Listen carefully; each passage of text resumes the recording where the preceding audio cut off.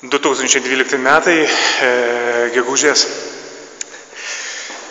17 diena ir aš esu Akroje, žaidžiu skvošą with my partner Javi.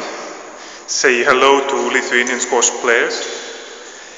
Va, ir čia yra vienas iš klubų, pastatytas dar 1902 metais, ne pats skvošo klubas, bet čia yra polo klubas.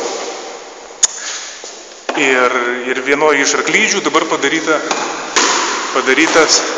kortas. Manau, kad ne visai pagal išmatavimus, gal truputėlį mažesnis, bet labai greitas. O kas svarbiausia, kad tai yra žaidimas 2 viename.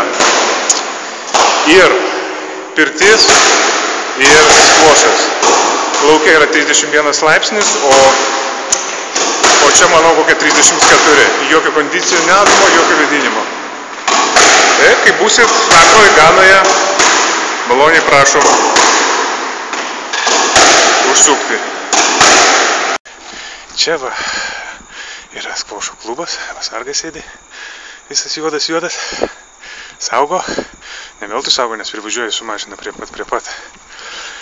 O tas didelis laukas priekyje, tai yra polo aikštynas, ten toliau dieną matytųsi arklydės.